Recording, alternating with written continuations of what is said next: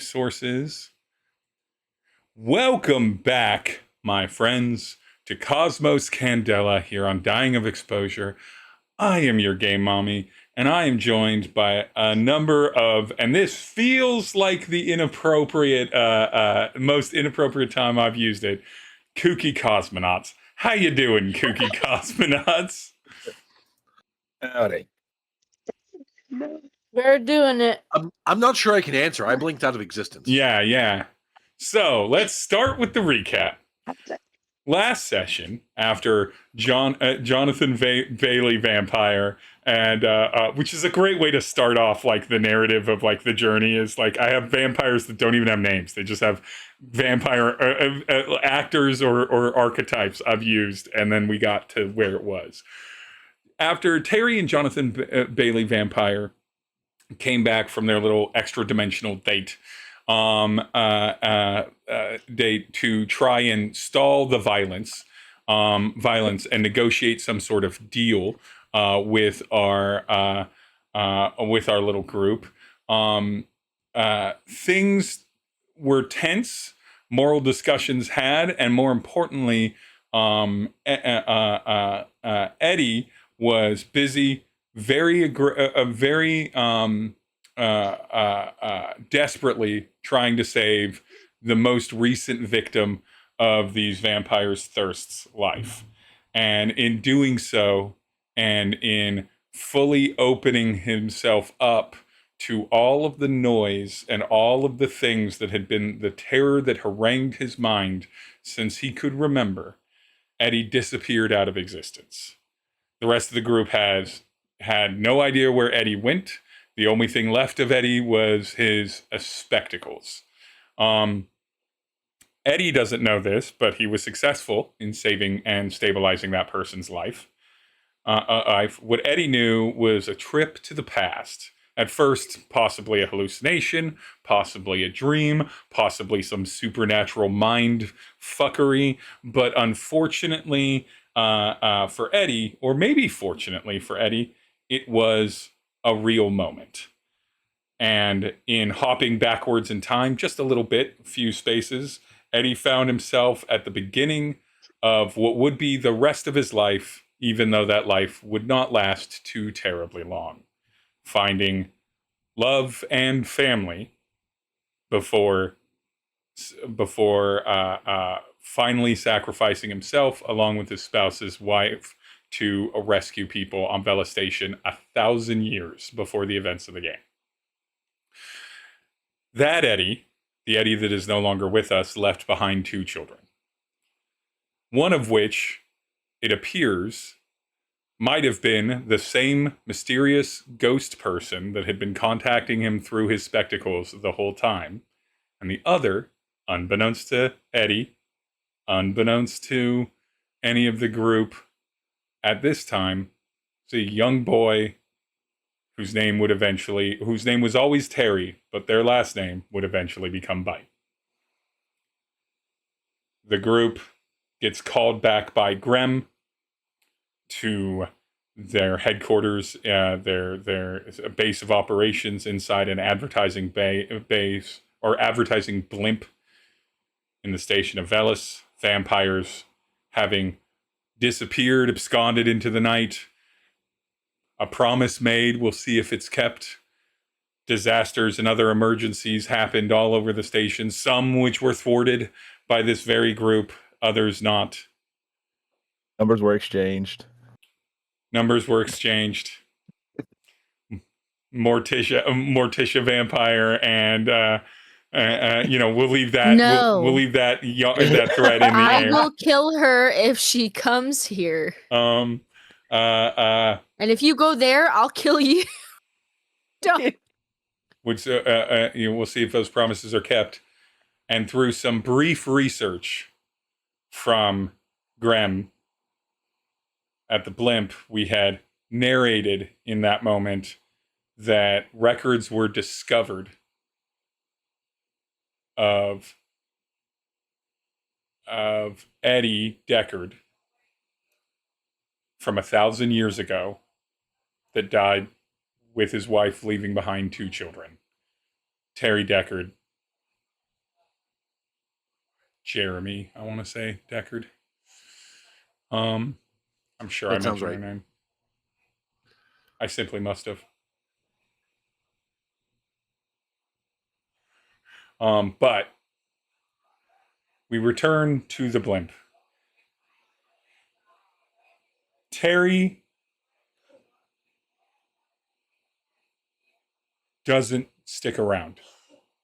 This information is found, and before Nim could possibly, based off the instructions provided in the Eddie's spectacles,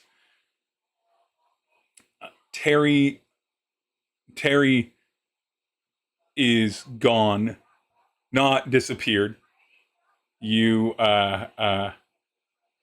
all get messages on your phone or on your communications device that Tery has some streaming business to do, a meet and greet, whatever.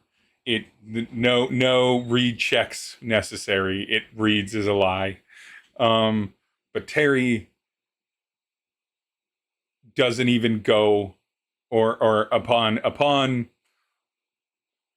learning that Eddie is gone, just leaves. You imagine back to their condo, but that leaves Kilo, Izzy, and Nim all here. No Eddie. They are alongside Grem.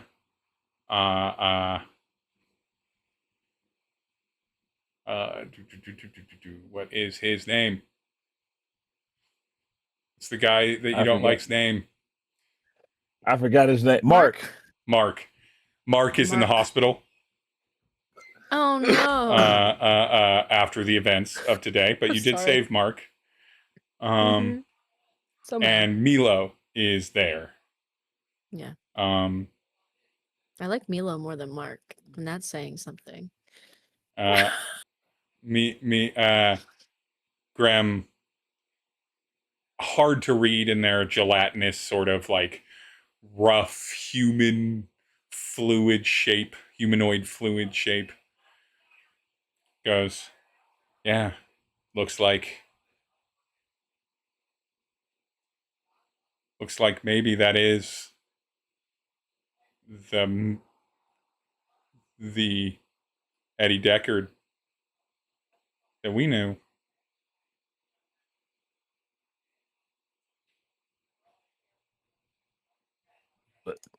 What?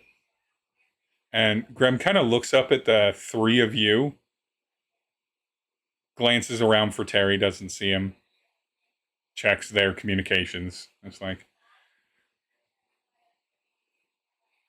well, I have other information for you all, but I would understand if you needed a bit of time. I have some information about the things that occurred. A bit of time. A bit of time. That's how we're going to cover this, a bit of time. I mean, we should be fine. We had someone beside us out there on a mission that we don't understand. We just have to go out. We have to take care of it. Nobody backs us up. Nobody comes out to help. If Eddie hadn't overextended himself, maybe he'd still fucking be here. But nobody comes. Nobody shows up. Nobody gives a shit. Not until something terrible happens. What the fuck is this organization? If you can even call it that. What is it?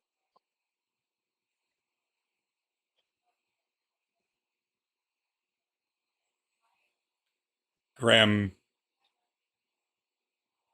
kind of just looks at you all, and specifically at Kilo, and you can tell that they're making eye contact. They don't really have eyes.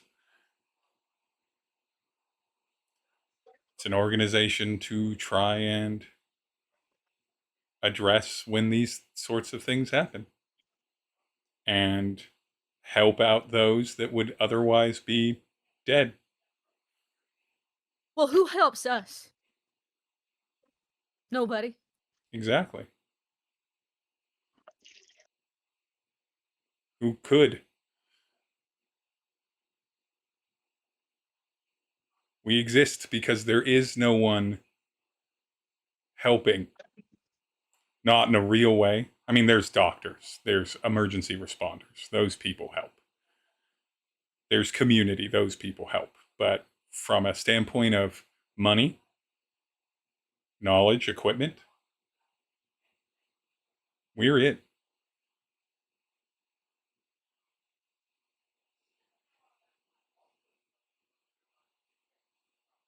I don't think Eddie knew when we went out there that there was a chance he'd be blown into another timeline, into another existence. And the records are nice, right? He was a hero, and I love that for him. I do.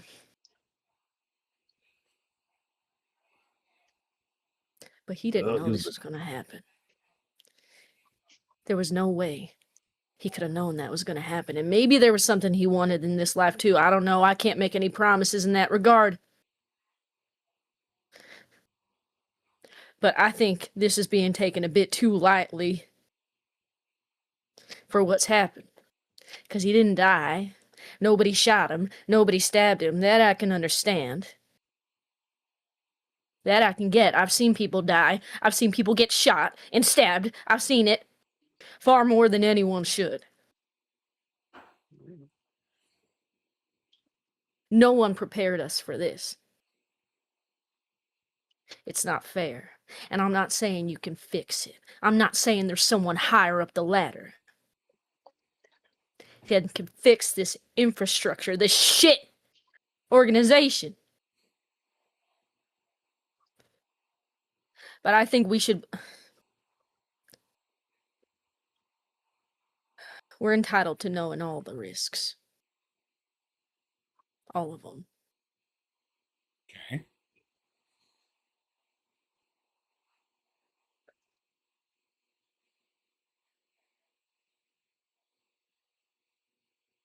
I can do my best to spin up a full list database of all of the potential dangers that we now currently know could happen to agents in the field, and create a knowledge base for you to be able to review. And I will add teleported back in time 1,000 years to that list. The way Grandma's talking is infuriating Kilo. Oh, yeah. Because it is...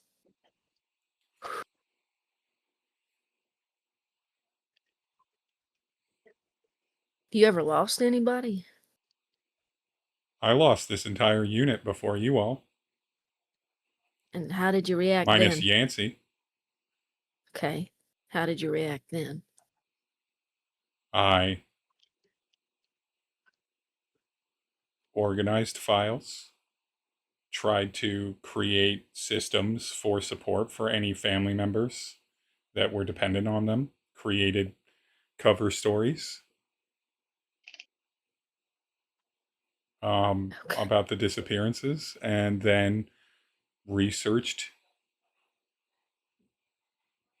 next potential candidates, and then discovered that my potential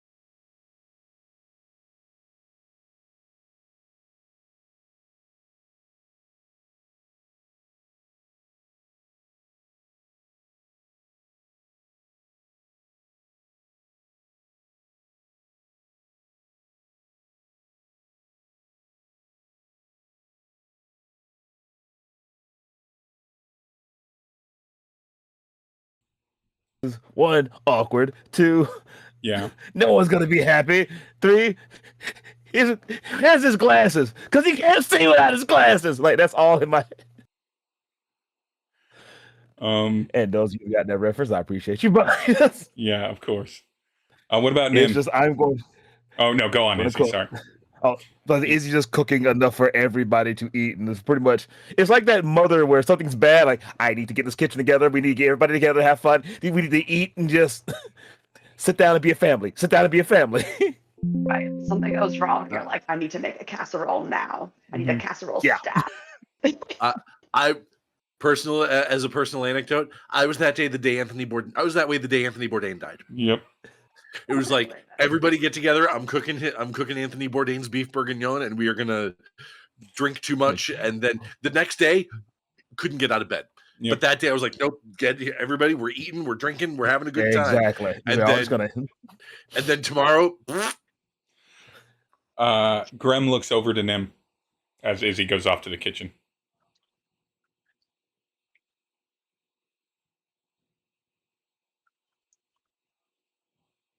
It's just gone. Wow. We have. He was just gone. And I don't like not understanding why. I get where Kilo's coming from, where we didn't know what we were coming into. But at the same time, all of us, including Eddie, heard the siren go off, saw what was going on, and then ran out the door.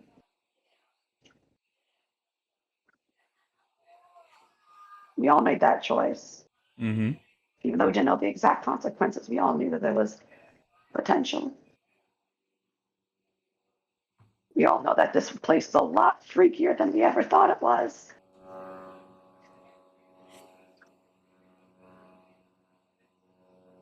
I would love the data, but I know that I don't. The data's not my own. I'd rather wait for the rest of the game. Even though I want to understand as much as possible right away. Because I'd rather think than feel right now. But the information's not mine until it's everybody's, so. I have different information if you would like a project to work on. A project is exactly what I need. So after a couple minutes of this not being responded to, gestures to or holds up Eddie's spectacles, the communication line went dark, but I think with these we might be able to trace back where they're coming from. Obviously, this is fraught with emotion as a last message. Obviously, that person might have more insight on what happened. I don't know what's true or not. But if you want to get to work on this, that is my next priority task for us to do. Well, let's get started. And so they, they set you up at they set you up with at one of the terminals, terminals for you to begin doing your work on trying to figure out where those, your good work, your full project. With this, I'm gonna ask one question, and then we're gonna cut to a different location. Kilo, when you walked out of the room, did you leave the blimp entirely, or did you just go to an area that wasn't like the main meeting area? I did not leave the blimp entirely. I just needed to get away from this conversation that was driving him up the wall. As understandable. Where is Kilo's sheet? There it is. Had to check all my tabs on Demiplane for all of your character sheets. Conveniently served to me as your GM. No PDF files here. Just fully functional active character sheets, with the exception of yours, Kilo, which we need to fix. We need to fix it. So, Kilo, Mm-hmm. I would like you, and you can make the decision on this, I would boy. like you to make a survey check. Okay. Nothing dangerous about this. This just affects the situation. So survey roll. Okay. Oh boy. You can decide if there'd be like a worse result because Kilo's not in his Sure. right space, but Sure. Got a 5. If anything, if anything, he's more hyper vigilant right now than normal because he's like all the dials have been turned up.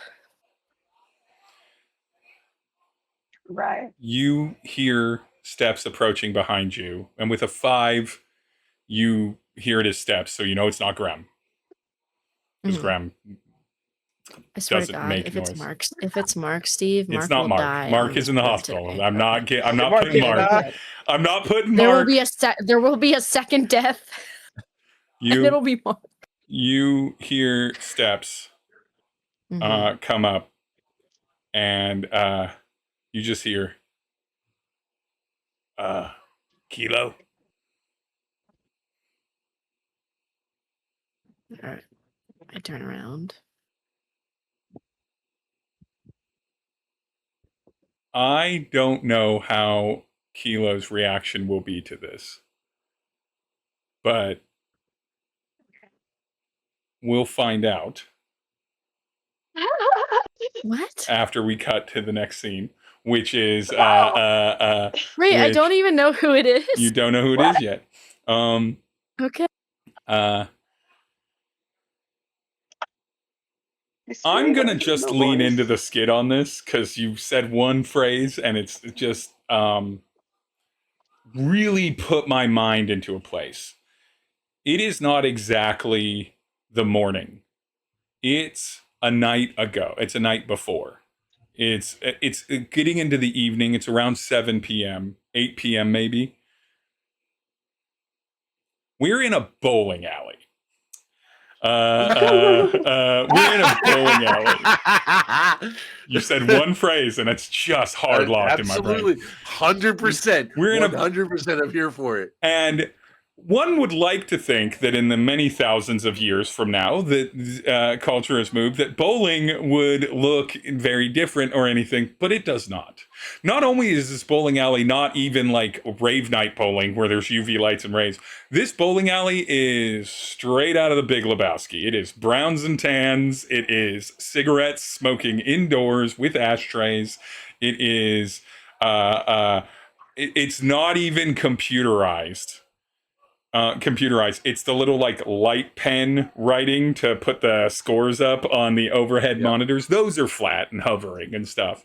But man, you can smell stale nachos and cheap beer and other beverages, and you can hear the sounds of balls rolling down lanes, hitting pins, or going into gutters. People, all manner of people, different groups, young people hanging out with each other, families, league groups night? of dogs. It is, so it's league night, but this bowling alley is 100 lanes deep.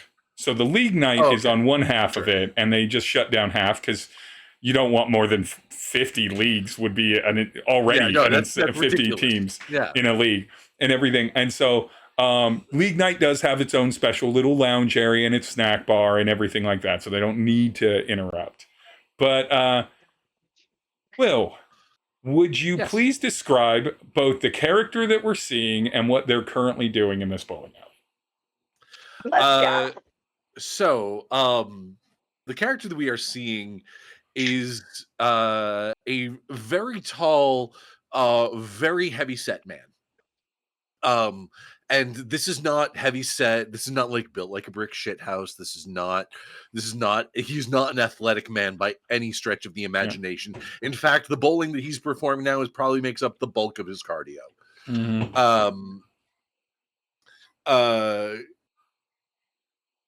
He is probably 5 years shy of being able to play Santa Claus at his local for a local community center. The only reason I say this is that while he does have a very sort of a full bushy beard. There is still too much red in it for it to be full on Santa Claus. You know, there's some streaks of gray, like, so it's not salt and pepper. It's not salt and pepper necessarily. It's more like mayo and ketchup. You know, it's just, I know you're accurately describing it. I'm just like, that's a great, great.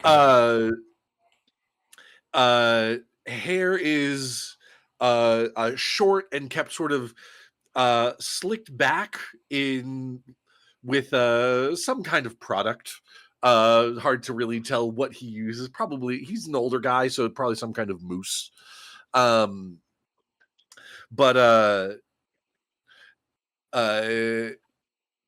wearing a bowling shirt with that is, it's a bowling shirt that fits right in with the decor of the alley, in the sense that it's like, it's kind of like there's like beige and like maybe some pastel blue vertical stripes on it. Not like all, but it's like a big block of like beige and then like blue and then maybe like some brown on the outside or something like that.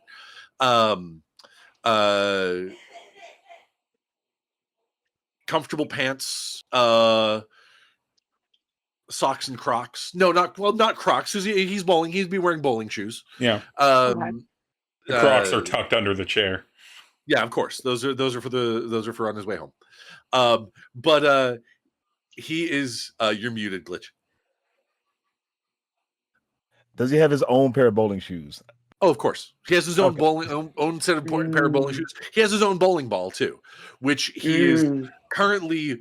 As he sort of gets up out of his chair with a grunt, takes one last sip of his beer and hands it over to one of his teammates, and gets up with the ball, which is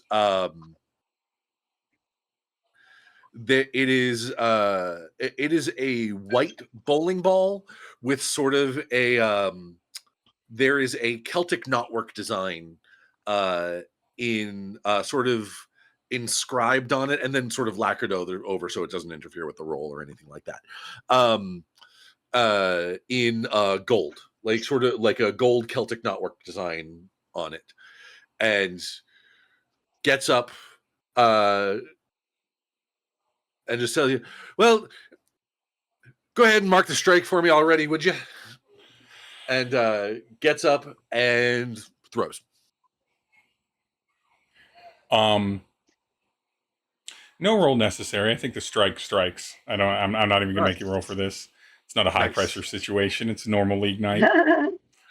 He as he throws the ball down the lane, he just sort of turns around and sort of stops for a second, cocks an ear to the air, and then like hits like as soon as he points in the air, like you hear the pins hit, like the ball hits the pins and you hear the clatter of them going. And thank you. There will be an encore. What is this person's name? This is Hank McNulty. As it is written up, as someone puts and you see that up on the overhead, as someone marks the X on the scorecard, where it just says Hank, and whatever jerk is keeping score did put the clover because he's Irish. Yeah. But Hank McNulty. The name Hank is engraved on his bowling shirt. Hank, the person marking the score, like marks the X and then like lightly applauds. An older woman, 70s, maybe early 80s, maybe early 80s, smoking a cigarette, goes, Sweet Siggy. goes, oh, good Good job, Hank. Good job, Hanky. That's so wonderful. Another strike for my boy. This is not your mother. This is your aunt. Of course. In a matching bowling shirt to you, a woman with just blue-gray hair, natural. Just a hair that's so gray it's gone to blue, in like a kind of a classic, easy to manage shortcut. No eyebrows left to be seen on her face. Smoking a cigarette, fingernails a little bit yellow from it. She's a chain smoker, but it doesn't seem to have affected her voice too much. Just the age. And sitting in a matching bowling shirt with we'll lean into it, with the name Siobhan spelled with the BH, or embroidered, tattooed on her neck, embroidered on her shirt. And she goes, well, yeah, I'm sure there will be one. I don't. Maybe this will be another 300 club for you, Hanky. And behind her, two twin gentlemen, both in like their a few years younger than Hank, but still in their kind of middle age. Two twin gentlemen, both of them with apparati on their necks that have like some sort of like glowing sort of blue to them, into a 2-pack that's down on their backs, kind of hunched over, kind of curved spines almost. And both of them with sort of like smooth, kind of lightly scaled skin, speckled gray and silver, and large lips, a sort of a nose, but more kind of slits, and unsettling big eyes for a person that would see these aquatic land creatures that exist on Velis with their gill breathers on. Just both clap a little bit sarcastically. They're on your team. They're wearing matching bowling shirts. I will walk over and high five them as I pick my beer back up and have a seat, take another swig. Great job, Hanky Panky. And the other one's like, yeah, McNutty. They both eat these like dried shrimp crisps that they get from the snack bar and everything, as your Aunt Siobhan gets up to go grab her ball. It's going to take a minute. She doesn't move very fast, and everything. And they sit there and they're like, so you hear about that big conflict down in downtown the other day? Gunshots, possible terrorists. You hear about that? Oh, I heard something about it, but try to steer clear of that sort of misadventure if I can help it. I mean, yeah, I don't want to be shot with any kind of force pistol, electric pistol, laser ray, or I don't know, any sort of. I don't want to be shot. I don't want to be shot with anything. I'll take a shot, though. I'll take a shot. Should we get shots? I know it's a school night, but should we get shots? Who's going to school? I'll head over. It'll be a minute for Auntie, and I'll head over. I'll go get us around. As you head away from the lane, pat him on the shoulder and head over to the bar to get. All right, we'll make sure Auntie's good. As you head over to the bar, give me a D6 roll. This is just a general roll for, and it's about you noticing something. Okay, that's a 4. With a 4, while you're waiting for your round of shots to come back from the bartender, you kind of, and when I say bar, it's a bowling alley bar, so it's not like a bar. Yeah. It's yeah. But who's What's your whiskey selection? Whiskey? Whiskey, brown. We have brown. We have brown and lighter brown. What? Tell me what Hank notices something that at a 4 is dismissed at first because he's not unfamiliar with it, but then at a 4 at the same time is something that he, upon even having a moment for it to sink into his brain, is like, wait, what's that here doing? What's that doing here in this bar? Oh, what, here in the bar? Or here in the bowling alley. Like, you're at the bar, it's kind of open to the lanes and everything, so you can pick something. So, like, so it's something Hank's familiar with, but the thing definitely shouldn't be in a bowling alley. Okay. Anyone? No. Humans. No, bowling's great. I actually really enjoy bowling.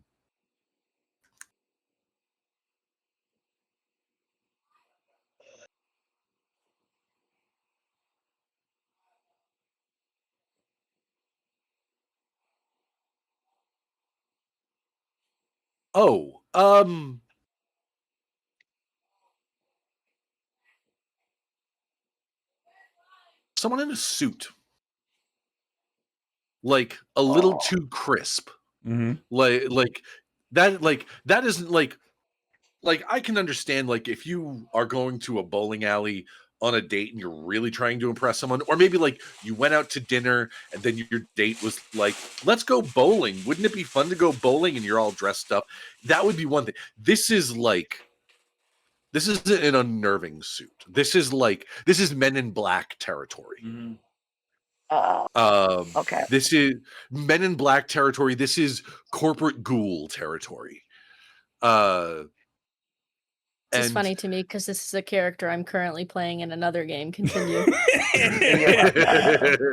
Corporate ghoul. And just sort of like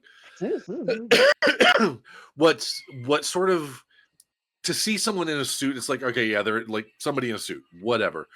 But they're not, what's really sort of setting them apart is that they're not bowling. They are not sitting at the bar drinking. And they are not doing any activity that would lead you to believe they are just getting here or just leaving. Indeed. Just standing around. They're standing around, or they're inspecting aspects of the bowling alley without bowling. You know, it's one of those things like, oh, they're not here to engage. Clearly, right?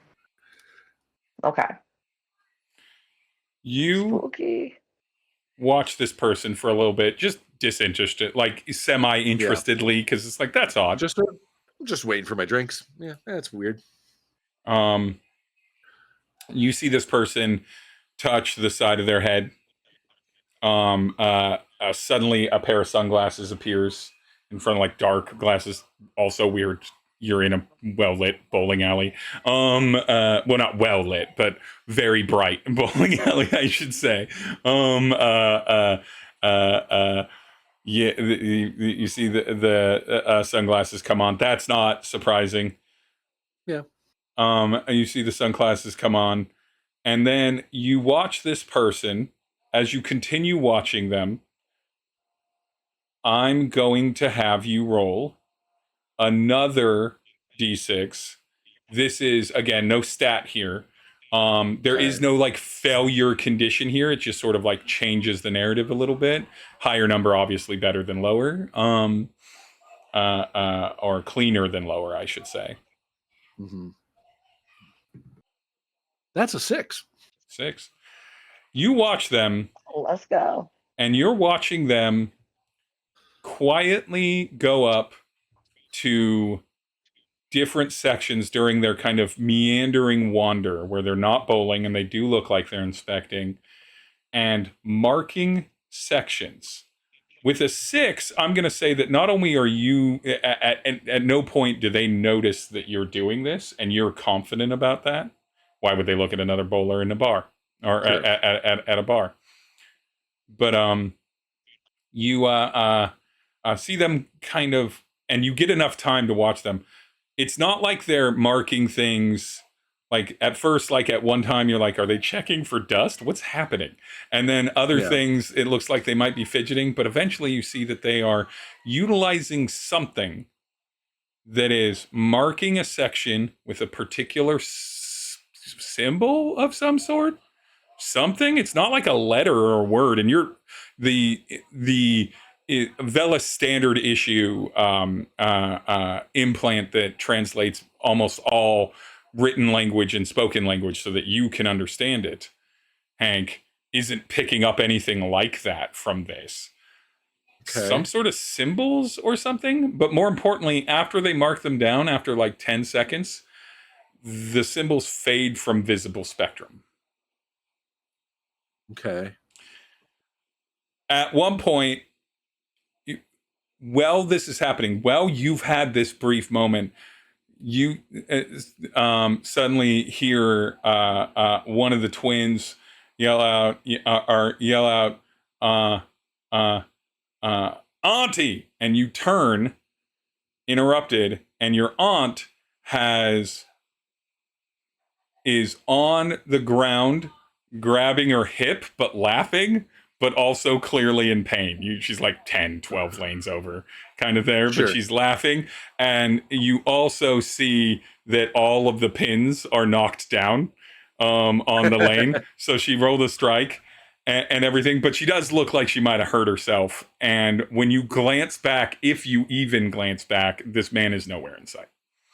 But your 70 plus, your septuagenarian aunt has fallen and injured her hip again.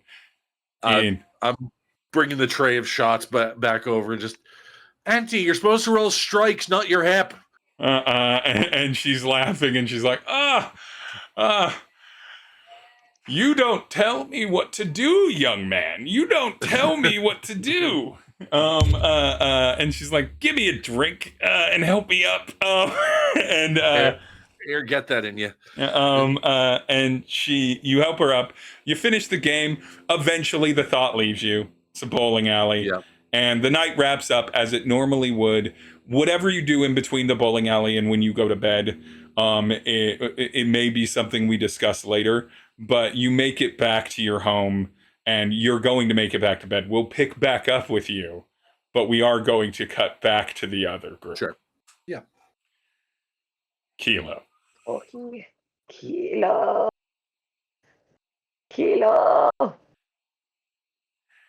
Hey, Kilo is what you hear.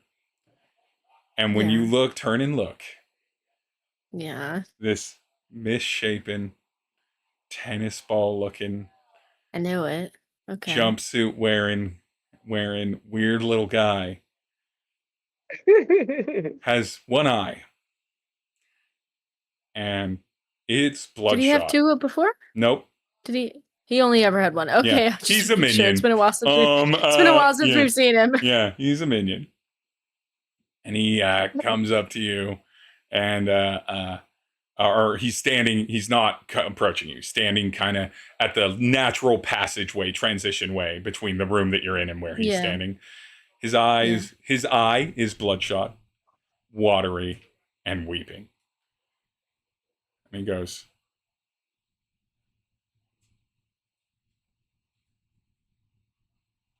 and you can tell with a 5 that he wants to approach you. But he doesn't know if he should. Because it's not like Milo doesn't know Kilo's general disposition about him. Yeah, but it's different. I think Kilo can tell. And knowing Milo is an adult, yes, he knows Milo is an adult, but in this moment, he's tiny. He's child-sized. He's so small. He approaches with the gentle nature of like a father approaching a son, even though that is not how he feels towards Milo. No. But he kind of gets down on one knee to be a little bit more level with him. Milo takes that as a passive or an open enough, unspoken acceptance. And Milo just goes up to Kilo. And what's interesting is you approach him with all that like paternal gentleness. Yeah. Milo doesn't hug you. And perhaps that's why you're reminded in this moment there's a bit of mental conflict. He doesn't hug you like a child hugging a parent. He hugs you like someone who's been on the job for a lot of times hugs a rookie after their first in the field situation. You've been hugged like this before by people that are or were your commanding officer, superiors, or at least peers that have a ton of experience. And he can't get his arms around you. He can't do that. But what he does is he goes for, when you kneel down, he stretches up and he goes for over the shoulder and he grips you surprisingly tightly for a person his size. And he goes, I'm so sorry. I'm so sorry, Kilo. It's not your fault. Doesn't mean I can't feel bad about it.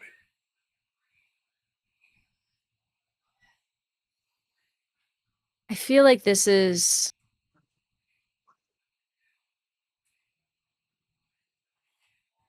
bringing up old experiences of like you have two people on a battlefield who aren't necessarily close, but somebody, either one or the other, knew something happens to them, and you just know the only thing you can do is be there for them. And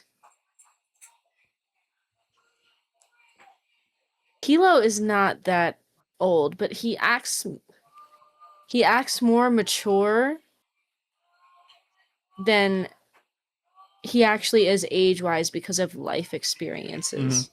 And this hug, I think, does transport him back to when he was a younger man, like maybe even before he had Winry, just as like a cadet or like anything. Just and it's a destabilizing moment for him, but not necessarily in a bad way, because this is a man who is generally always sure of his footing no matter which direction he chooses. And this is maybe the first time in a while, despite everything we've seen, because yes, it's enemy, we fight, enemy, we fight, we solve the problem, enemy, we fight. There is nothing to be done about this. The formula's been broken. And now he's just back fresh out of basic training, just with a loss.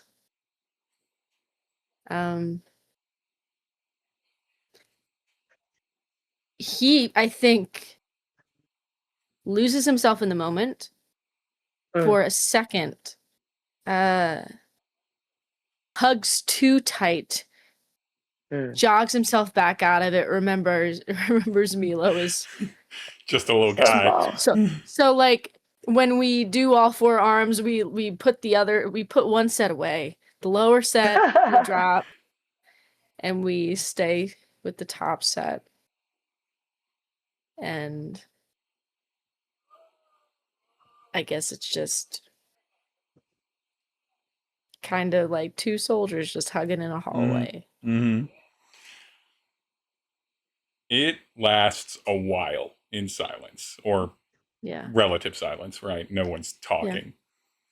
And then eventually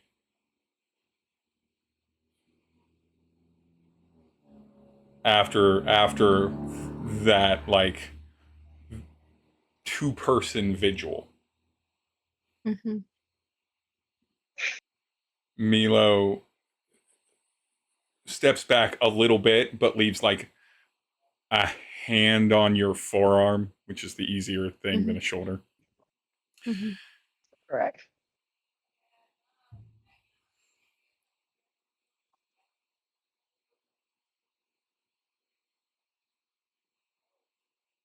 He was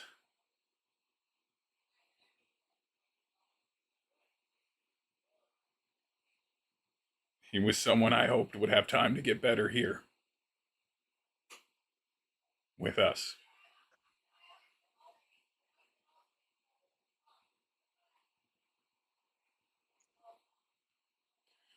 I think he would have. Apparently, I think he was. Apparently, he was on the way, and he got there. It breaks my heart.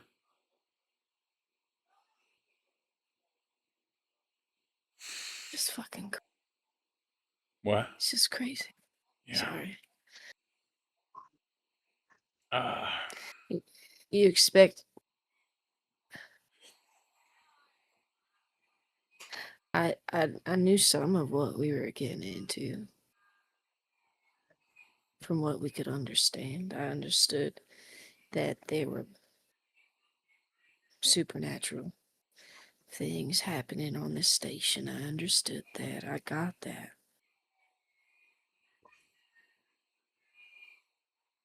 Being shotgunned to another timeline, or in the past, or what.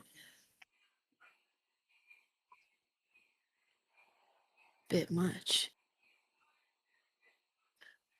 I don't even think I fathomed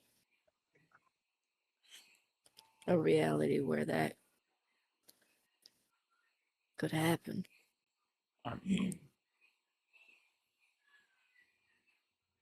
depending on the way that you think about it, maybe that's always happened. I mean, it did happen. It's already happened. Maybe that was always going to be how it went. I can't pretend to know enough about any of this. Not even the science side, certainly not the supernatural.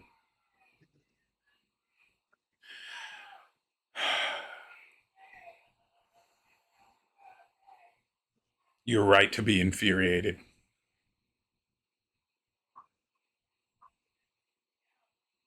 It hurts every time.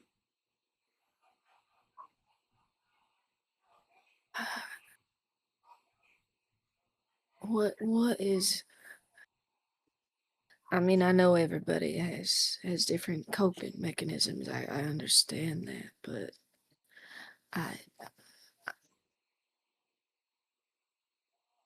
I was not expecting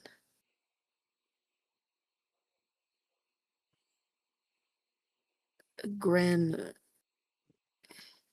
who so not enthusiastically, but it was when push came to shove, was supportive of us and listening, and has been pretty helpful and pretty kind. And their reaction has kind of thrown me for a loop as to what we actually mean to this organization. I feel a lot more like fodder than I did 20 minutes ago.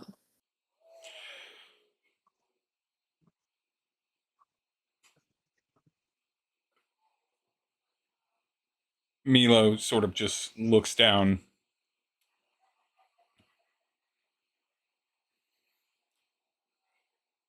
I don't know.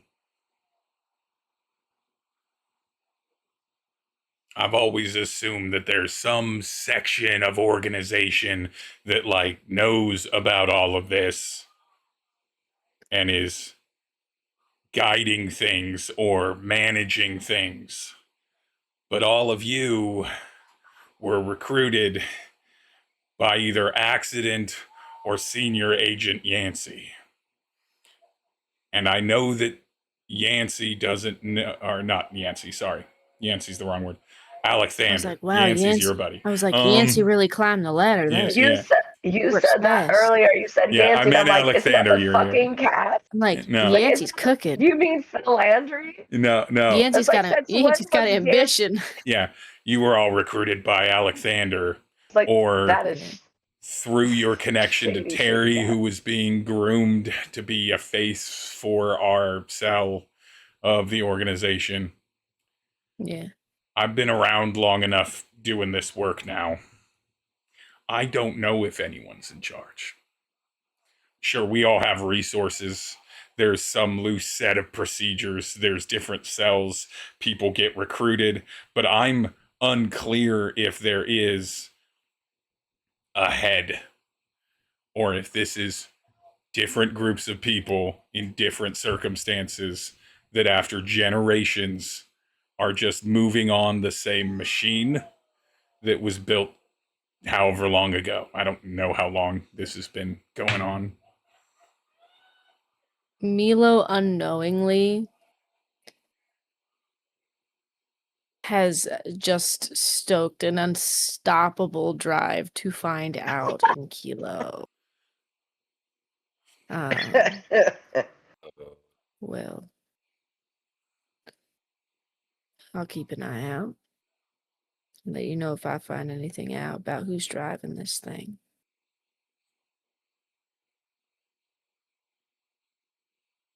Because they're not doing a very good job.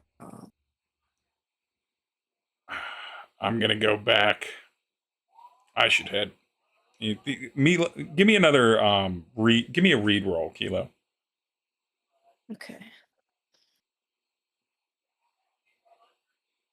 Also, just to confirm, Milo has not been like talking this because Milo just said they're gonna head back, but I know sometimes people's reactions to grief is. I apologize. Before Milo says he's gonna head back, give me a read roll. Okay.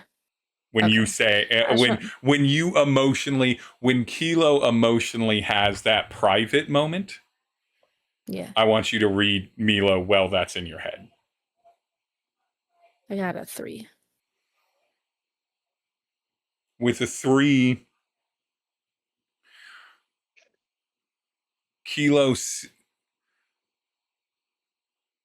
I think with a 3 you'd be confident about this because I think your mind would desperately want to be confident about things. And so it's easy to trick itself to seeing this. Like you said, 2 people that aren't that close but have reason for familiarity, have trauma happen, have shared experience, and therefore are there for each other and creating a kind of a bond that is not easy to come by and probably never good that it's come by, but it's there and it's real. And I think Kilo can't help but like look at Milo and be like, look at that and be 100% sure that Milo is just as sad, just as angry, and would be just as enthusiastic about finding out who was in charge of all of this. Because how could this man, how could this small man not be? Yeah. He's in the he appears to be in the same state as you. He is someone who is respecting what has happened. We're on the same wavelength right now. Yeah, and you're like, Milo's, you know, Milo's a bit of a weirdo and a bit of a troll, but he's extremely he's also capable. a resourceful little guy. Yes. And so, so I think with a 3, that's where your head is. Whether that 3 is above table, whether that's wrong, or whether it's not quite as much as you could truly understand where Milo is, that I will not reveal. but it That's is fine. not definitively like you're misreading him. It's not like a failure to read accurately. It's how much you can read him in this moment, and too much of yourself is projected. So I say what I said, then I clock this. Yeah, you say what you said, you think what you think about your drive, you're like, I need to find this. Yeah. And then you clock this.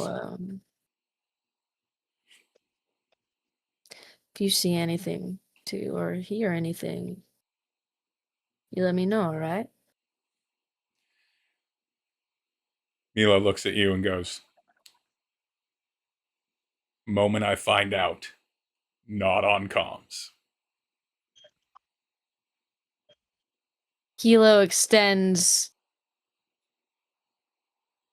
like a handshake, like this is an agreement. Like there is an accord here.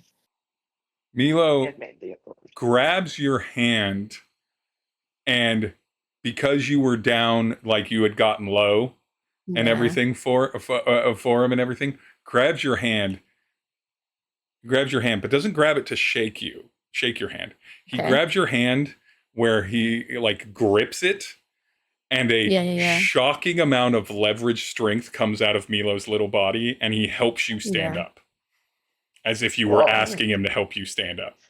And then he holds that grip a little bit in a very old man style handshake. And Milo just then goes, okay, well, I need to stop with the emotions, because I have 2, possibly 3, if I can find him, more people to check on. And Milo just releases your hand, turns around, and starts heading toward the kitchen. And you know that he means that he's going to go check on the rest of the group. And I think that's when it really hits Kilo. Milo's maybe your age, maybe older than you. You don't know what Milo's life is outside of this place. Only one person knew what Milo's life is outside of this place. And he's 1,000 years in the past. He's the only person that went to Milo's house. It's now tense, and that is okay. Yeah. What does Kilo do as Milo exits the room? Milo exits the room, and Kilo is left not actually physically shaking his head, but like mentally shaking his head. Like, I did not foresee a future in which I shared a very strong handshake with Milo, with a very solemn agreement moving forward to uncover the mysteries of this organization. I would not have put that on my bingo card, but now it's there. And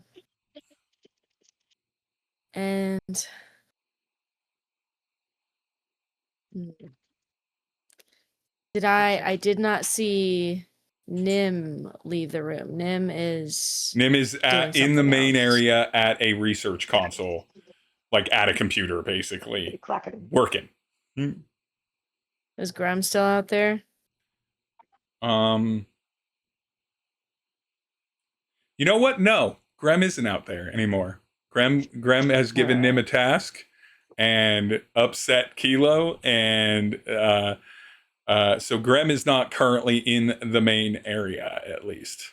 Like, and Izzy is like just in the kitchen off of the main area. Yeah, I like to think that the kitchen. I like to think that the main area of the blimp is basically, there's different corners with like cozier sections and everything that are open to it, and then there's different like rooms in the blimp facility for people to privately sleep or shower or whatever, and everything. Okay.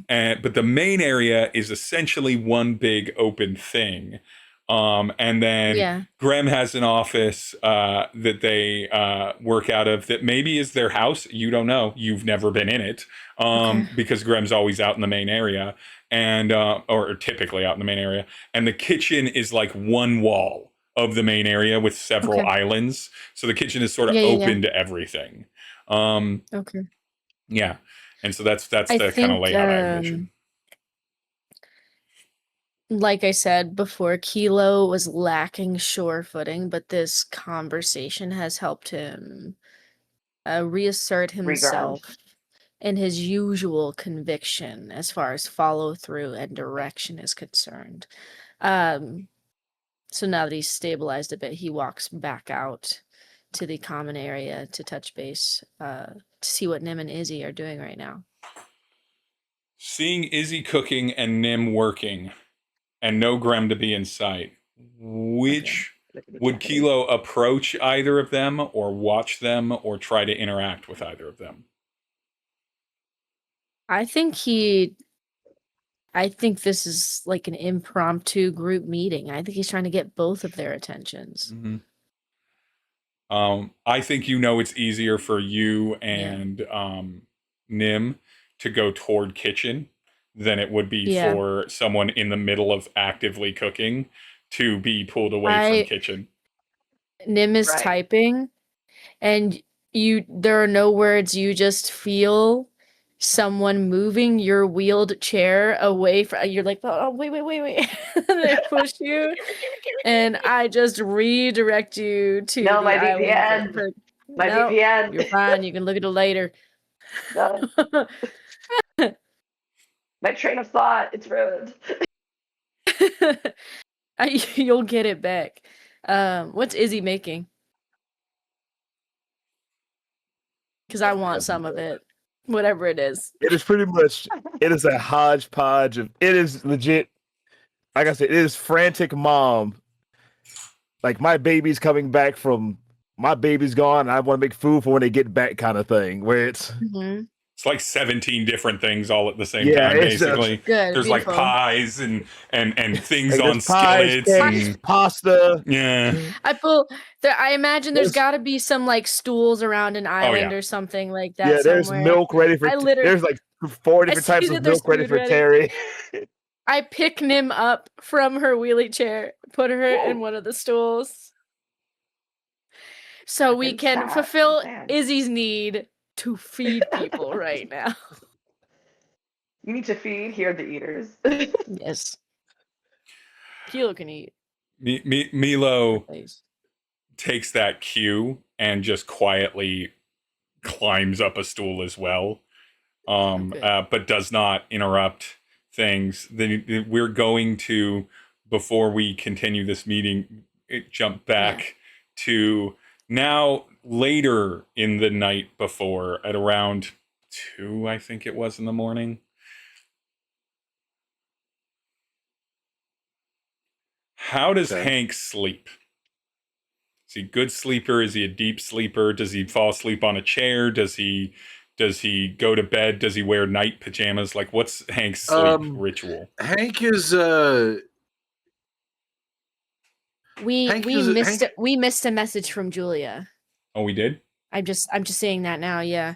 Julia texted at 9:48, said, I'm going back now. I'll be home in 15. Is it still okay to hop in? And then texted again at 10:08. She said, so no. I'm going to tell her, so yes. Yeah. Just hop in. Yeah. Tell her if she wants to hop in. I'm 100% fine with it. I just wasn't paying attention to anything else but the game.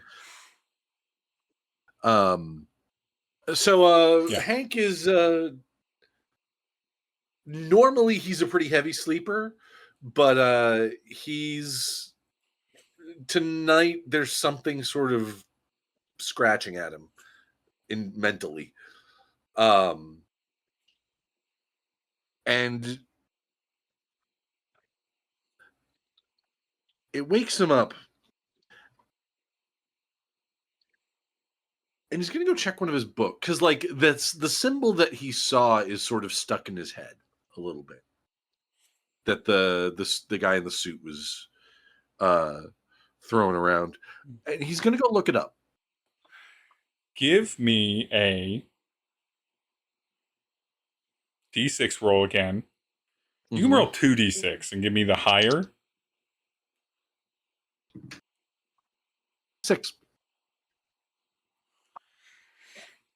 I mean, first, of course, you wake up and you go to the bathroom. But then you go and check your... first that's, being... In fact, no, that's where the book is. It's in the The bathroom. book there's like he goes up, goes to the bathroom and he's standing there and he looks over at like on his reading material for while he's on the John is one of his research book, one of his the books that he sells, researches, etc. And something finishes up and then takes the book out and starts leafing through it and finds. You're leafing through sort of what we today would refer to as kind of like a folk tales version of history. Mm-hmm. It's one of several. The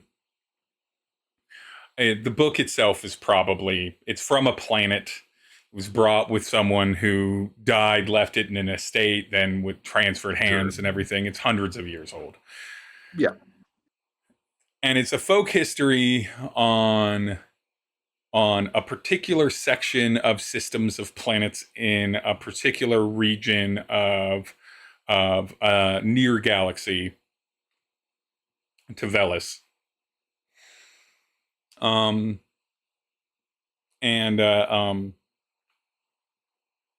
You're reading through it, and it's in the back of your head. You haven't seen that symbol before exactly, but you've seen symbols like it. Sure. And you're going through, and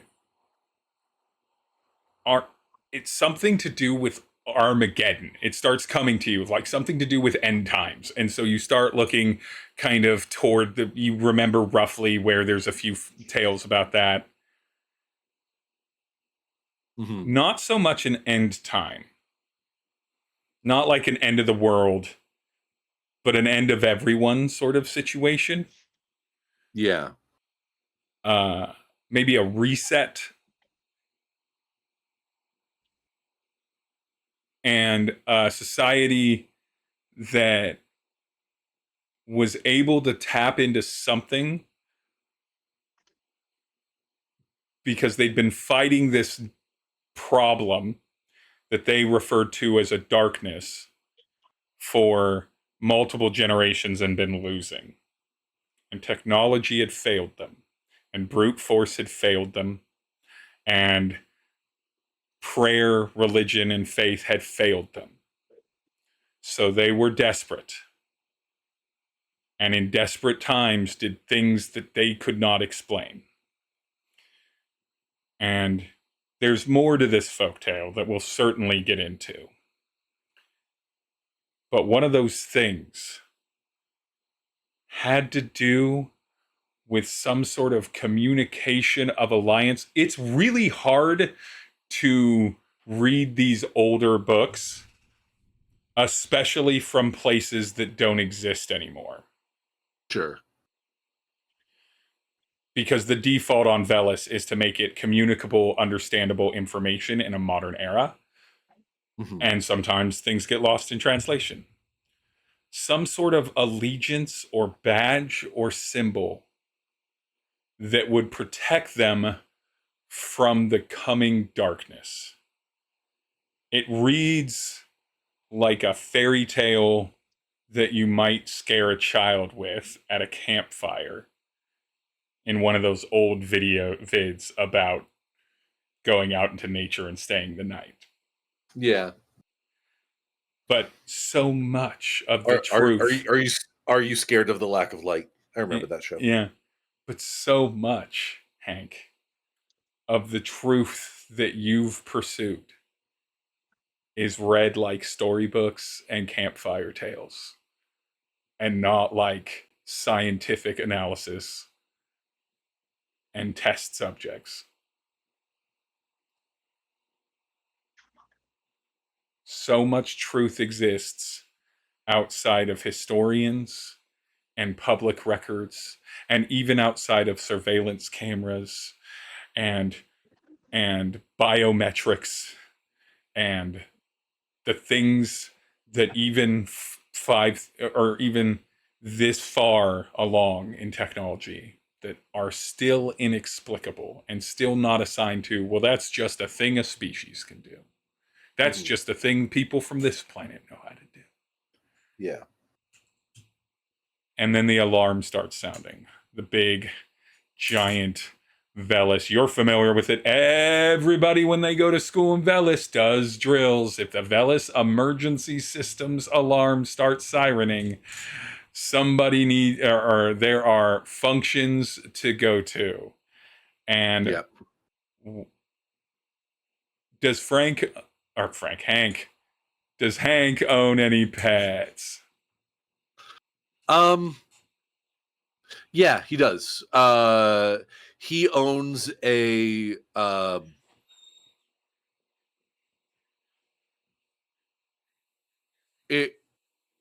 it's an alien creature. I will come up with a species name for it while I'm describing it here. It is a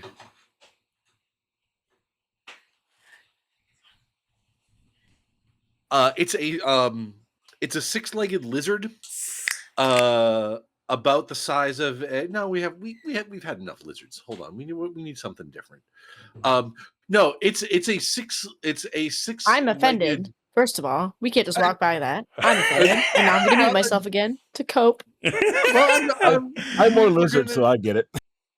We're gonna spread the love. It's about representation of each different sort of subset of a creature here. We've had enough. We've had reptilians. You know what? This is going to be. It's like a six-legged ferret. Ooh, I love a six-legged ferret. It's like a ferret plus. It's a little bit longer, so it has the extra set of legs. And it sort of like it like scampers up Hank's arm and sort of like and actually let's make it even weirder. Its face is feline in nature. But its mouth is its mouth has three jaws to it. Mm-hmm. Not like, and it doesn't like open up in this like, massive like maw or anything like that. It's small and like it's like what you would imagine, like imagine a cat with like an extra jaw and its mouth kind of opens like meow. You know, it's like it meows like a regular cat, but it has an extra jaw. Yeah. And it's very it moves in a very sort of Slinky Dog kind of fashion from Toy Story, you know, in that way that it's like its front sort of gets to where it's going before the back end of it does. It like dramatically, I mean, that's how everything moves, but like in a very more dramatic fashion. Yeah. This thing's name is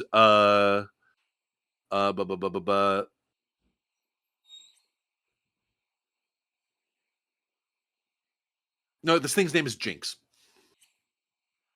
All right. So my last question to Hank for this session. Hank. Yeah. Jinx or Hank, Velis has emergency response systems. Right. There are places when this particular alarm goes off that every district in Velis is supposed to go to and shelter or shelter in place. Mm-hmm.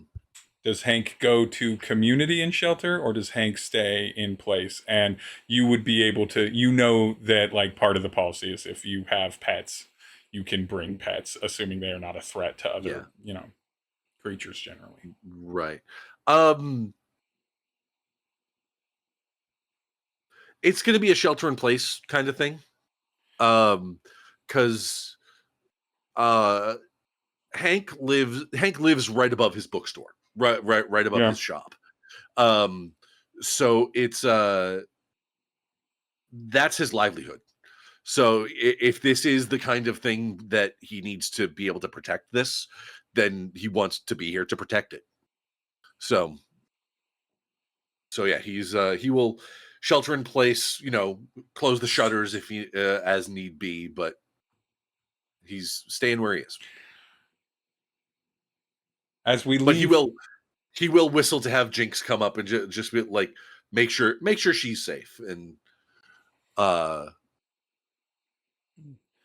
As we leave Hank and Jinx in their apartment above Hank's bookstore, or store of curiosities and books and other things,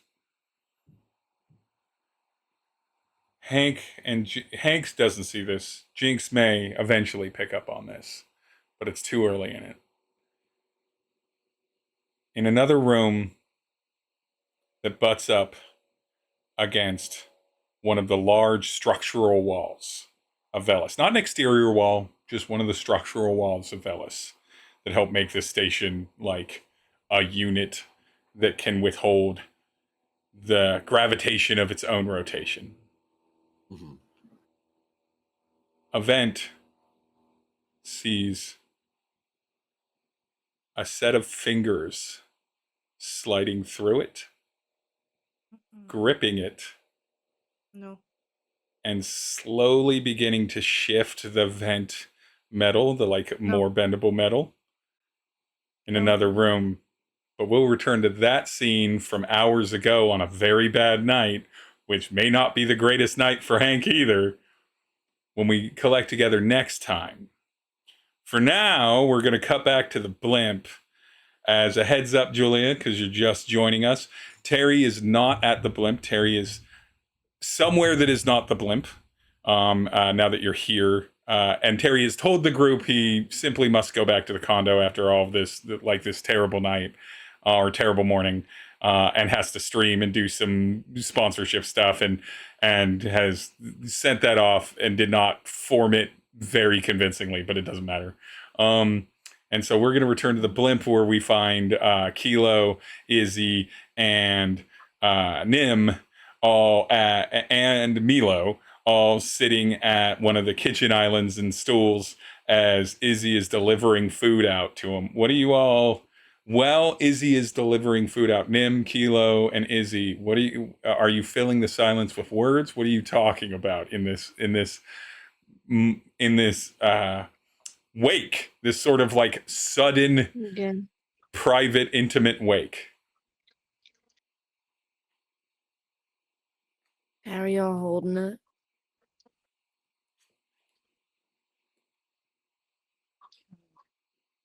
Well, Izzy just made a meringue, so about meringue, okay? I would imagine. Yeah.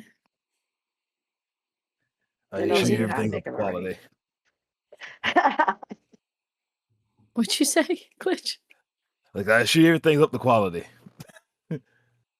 I didn't doubt you for a second. Oh, no. Like where I'm from, when someone passes, we eat and share memories. We didn't really have many with him, but they were still very serious parts of our lives. Yeah. But I didn't know what he liked to eat, so I made a little bit of everything. I mean, and yes, it is all up to quality. I can attest to that. Eddie would have loved it, probably. I'm gonna kick Tommy no fashion in his balls, though. Who you kicking in? What? Who you kicking in the ball? I missed Tommy Tacky Shoes, whatever his name is. Tommy Tacky Shoes. Wait, it was Tommy Two Shoes. That was Kelly laughing. That was not cute. I was like, he said something about somebody's balls. I'm not sure who. For me, what?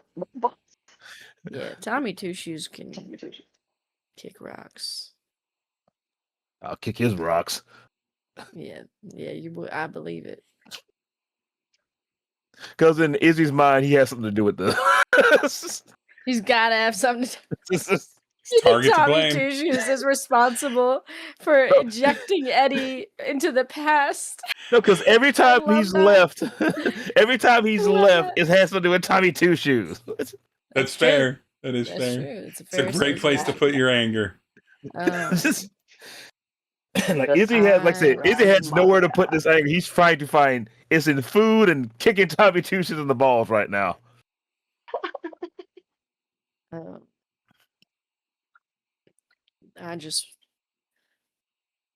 want to make sure y'all know that I know Graham is trying to get us to move forward in accordance with what the organization needs. But you do not have to process in the way they would prefer you to, which sounds like they'd give us time, but it had to be done efficiently and quickly and like filing paperwork. And that's not how it is. That's not how it is when you lose somebody on the field. And you both might not be familiar with what that kind of experience means to carry it. So even if you don't want to talk about it now, I am someone who understands. So if you ever feel you do need to talk about it more thoroughly than what you can express right now, you can talk to me. Don't forget to practice what you preach, Kilo. Listen, I I am. saw that. I heard that. Me and I this- saw the outburst. Yeah, me and this guy right here, and he points at Milo.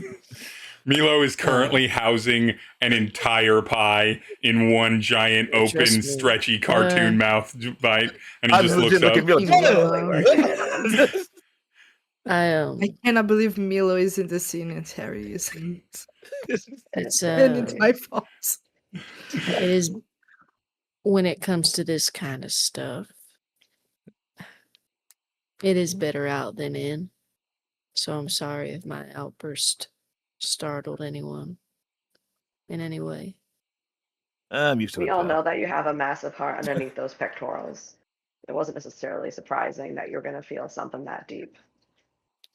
I was not expecting the You're a big physical softy. compliment in there. Thank you. That was You're welcome.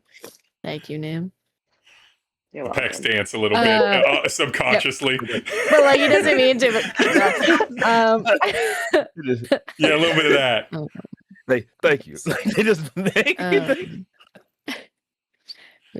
You feel Now things deep. that- It's very clear. So when something hits you deep in the heart, you feel it, and then you move forward on that. Well, It's admirable in its own way.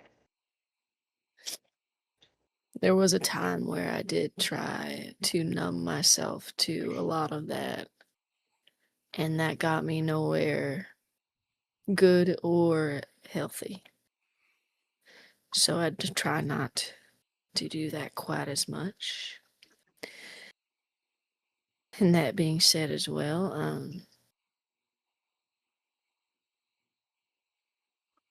I need you both to know. I know it's only been brief the amount of time we have been in each other's lives. I am invested in you. Graham may not be. Do not read into that. You are not expendable. You have value in whatever this is. You're not replaceable. No matter how they talk to you, you're not a number. Some of the best leaders I ever had made sure that I knew every day in training, in the field, whatever we were doing, they let me know I wasn't just a number and that they cared about if I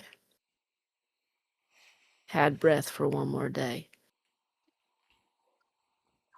I care about you having breath for all the days because you deserve them. So fuck them. I need you to know that. And also, and he kind of looks at Milo. Who's cake shaped now? Yeah. No, strangely enough, you don't know where it goes. He's Just the empty void. Like, so you look at me again, like Jesus. Damn, man, You you do really n- put that away. you That do was a not whole have- extra ham. You do not have to be invested in Dare you? what I want some of that I kibble. am now invested in. Mhm. Both Milo and I are unsatisfied with not knowing who's in charge. Like I said, it may have been an outburst, but I didn't say anything that was untrue. Nobody comes to back us up. No, there's nobody to call in. There's nobody that we can fall back on when things really get bad. Nobody shows up. And whose choice is that? Is somebody making the choice to not come help? And nobody really fucking knows who's leading this organization. I'm going to be looking for that. If there are breadcrumbs, I'm going to find them. You do not have to help me with that if you think that will put you in danger. If it makes you uncomfortable, if you don't want to be on somebody's radar, I will respect that. And I get that. But if you do want to keep your eyes open, I'd appreciate that help as well. It's really up to you. So, You give me a project. Kilo, remember. I'll get you results. None of us left So I've lived behind. my life this way. what was that, Nim? You're still a little bit gravelly from that concert I you went to, that rager you went to the other night. What was that? Having a Too much grand old crying. time. Just having a grand old time. Yeah. I just cried over Eddie so much that I burst my voice box crying. I You know how understand. it be. I know how it be. Yes, of course. I said, you give me a project, I will get you results. Remember, nobody That's left always been. behind. That's how it is. Okay. Would you agree? Best If we thing. can't trust the bigger concept of the organization, we care. We care about Eddie. Hi, Milo. We care about each other. We're figuring this shit out. You guys visibly see that Kilo's body not predicted by anyone. Kilo's body language around Milo has just entirely changed. That's why I'm looking at you too, like, Just like huh. like disdain Right, used to like, lace so- every glance. That's gone. There's suddenly so much respect for Milo as this man is just horking down a ham, which does not seem to be The contrast of that realization with the Man's fact that gotta eat. It's like Milo is eating fistfuls of spaghetti with his hands. Teach like And this Kilo's like, wacky ass Milo! guy, and then our Teach their own, you know? level-minded compatriot is over here like, I respect this man, and we're like, I respect this man. he's double fisted sketty. He's double It's from- fisted but he- sketty. wait, and you're I gotta. respecting This is him important. so This is very hard. important. Okay, He scooped that's- on his own plate, though, right? Like this is. Yeah. So he served it to himself, but then he realized he did not have a fork for himself, so he's just like whatever, and he just starts eating it with his hands. Just Steve, double fisted sketty. if the name of this episode is not Double Fist and Sketty, I will be very upset. With I'll you. try to remember So you know. that is what this is called. Yeah. That's I will really say what he's just- doing. Use a fork, Jesus! It sounds His like jaw's unhinging. Mhm. we're in agreement. That doesn't mean we don't move carefully. Okay? Izzy, I'm looking at you. We move carefully. I don't want you sneaking into any buildings, infiltration mode, kicking people in the face. We don't need that. Only if Just they deserve it. We're on only board. okay. Okay. The situation figure is it out. secure. Kick. The situation is secure. Kick. It's just, look, it's stealth if no one's around to see it. That's true. It's nobody's conscious. With this conversation, I would like a D6 roll from Izzy and from You know what? No roll necessary for this because you would be there. In this moment of this bond, of this discovery, of this agreement, of this mourning, the three are Izzy and Nim. Maybe they've known this individually. Maybe they've realized this now. But as Kilo talks about how, you're not just a number. You're not just a replaceable figure, and everything, and that you're important to his life. Nim, you still are under the pressure of the fact that your family is coming to Velis after all of this, and that's going to be great. And Izzy, you've had very different kind of family drama, but you have a big family and a lot of siblings. You are two people who simply do not need to be reminded that there is a group of people out there that would be devastated if bad things happen to you. And right now, both of you are looking at a man who doesn't seem to have that. Consoling and like making sure that you know that he is one of those people, but also maybe a little bit, even if he doesn't recognize it, in that realization, he doesn't necessarily have those people. And maybe there's a little bit of him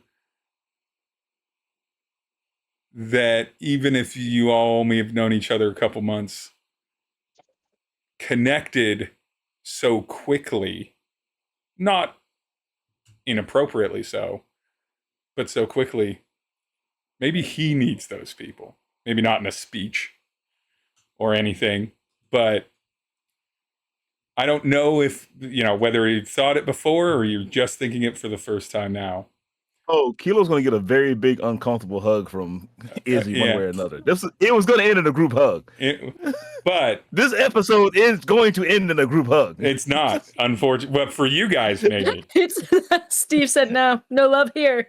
Not today. Because they were able to show up for the tail end, Tery.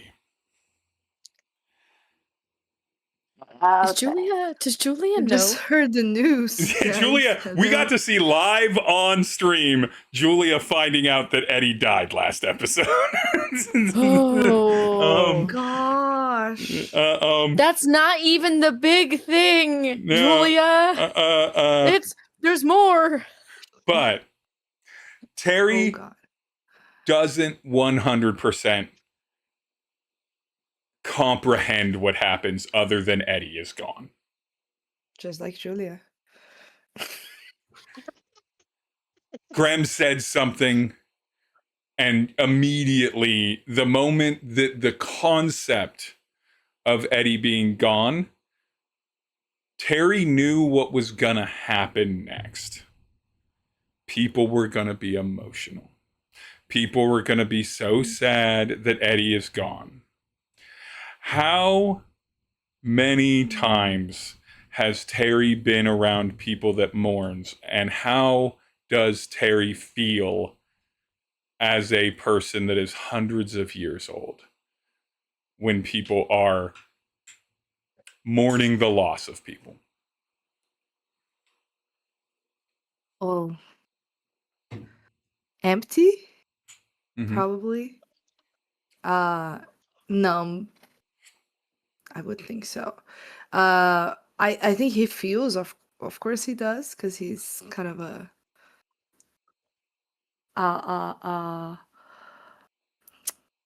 sentimental boy, but he's numb to it. I think he made it even purposefully. He made death less impactful, and because oh my god, so much has happened, so many people have passed around him that he had to do. It's a coping way to deal. So no, It's probably best because it's not comfortable. People sometimes expect things this isn't the first person that you've known and spent a fair amount of time with that has passed in not even within your like very clear roughly 80 to 100 years of memory, certainly but further he back. feels because it was a friend, and as we know, he doesn't really have that many friends. So and so he's feeling it. So he's conflicted, But the social situation of feeling it around others it gives Tery an almost physical reflex to not be in that situation and be isolated. So does Tery go back to Terry's condo specifically, or does he go anywhere else, or does he lollygag and like wander around a little bit? I'm sure he streams about like because he's like, okay, what can I do to feel better? Usually having other people loving him, so he distracts himself, and he's still, I don't know if he is because a lot happened apparently, but he was still on the high of being a success on stream from the from him driving. So maybe he's gonna watch the best moments of that. Yeah, reactive. I mean that Jonathan Bailey vampire, like it's up until the heartbreak, it was pretty good night for old Tery. So what is the name of this when the person cannot deal? He probably has something on his system. Yeah, disassociate. There was also coping mechanism. Yeah, that's how he copes. Yeah. I was gonna say more like it's a way to distract him, like with the keys here, and he's like, oh, that's nice, beautiful, no sadness. He has that intention. A service car from some ride subscription or ride service that Tery has access to comes and gets Tery, and you're in the back seat, straight like considering like where your stream is going to focus. You can do the highlights of your best moments earlier. What else you can stream? What I'm gonna say? Yeah, what you're gonna I'm say. Talking to Alexander. So you start messaging Alexander, and Alexander only responds once with a come home, and every other time you can see that Alexander reads the messages, and occasionally there'll be like an emote react. So it's not that they're ignoring you or that they're in danger. It seems it's like maybe they're just super busy, but they do need you. You were already headed there. No problem. It's a problem. When you enter your condo, which we've already established has some like nice antiquities around it, like pop culture antiquities and stuff, but generally is pretty like chic hotel bare as far as things. It is very easy for the first thing for Tery to spot on your pristine, let's go with stainless steel countertop kitchen island in your kitchen, which you can kind of see down the hallway to the door, is Alexander. Alexander is currently not wearing his normal oversized like suit jacket. His sleeves are rolled up. His hands are covered in blood, as is the front of his orange silk shirt. He's sweating more than he normally does. And sitting with almost the entire middle section. And what's weird is they're not sitting like laying, they're not sitting like passed out. They're sort of like lounging, leaned up on an elbow, one knee up, one leg down, kind of looking up, bottle of some sort of liquor in a hand. Their entire midsection, nothing but gore and viscera and bleeding, as Alexander's hands are working inside of them. Agent Philandry looks back and been like, oh, good. Well, at least Tery's okay. I'm sure everything will be fine going forward. Tery, do you have a What? reaction? And with that, what? I think that is, whether it's from Tery or just Julia, I think that is a good place for us to stop this session of Cosmos The Candela. What did I miss? Well, Holy no one shit. knows what you missed around Agent Philandry or Alexander, but you missed a lot. But people don't have to miss it, and if people don't want to miss other content you all are involved in, let's start with Glitch. Where can people find you on the internet? You can find me as that sort of a glitch on TikTok, Instagram, and other random places. I'm pretty easy to spot. Kelly, where can people find you on the internet?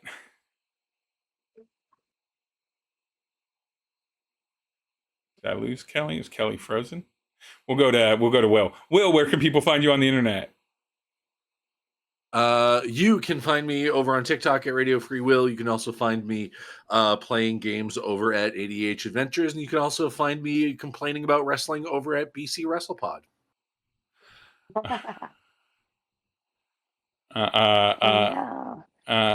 Abby, where can people find you on the internet? You can find me on TikTok mainly, and in person you can find me finding some antihistamines. Oh my lord! Marge Simpson Find her cosplay on win. Spooner- You'll find her on Spooner Marge. Street. Oh, there we go. And Julia, where can people find you on the internet? Hello. At stark.ju. On Instagram and I think everywhere else. And we're just going to say that this is all messed up as an overlay, and that's fine. That's fine. It happens. Technical difficulties occur. And just in time to do a self-plug, when their image pops in, we cannot hear you. What did I miss? My power went out. We will Did discuss. you catch the last scene? And we'll No, like, discuss the last scene no, just a don't tell her. moment. No, but please tell me. I would've will, been here but we'll do it otherwise. offline because the people watching this have Okay. just seen it. Kelly, where can people find you on the internet? The Kellhop everywhere. And you can find Dying Exposure here, typically Mondays and Thursdays, playing some TTRPGs. There'll be some video game streaming coming up here soon enough. Gonna get the gang back together where one of us plays a game and two or more of us color commentary on their ability to play it successfully or not. But until then, I've been your game mommy. These have been the Kooky Cosmonauts, and we will see you in the cosmos next time. Bye, everyone. Bye. Adios. Bye.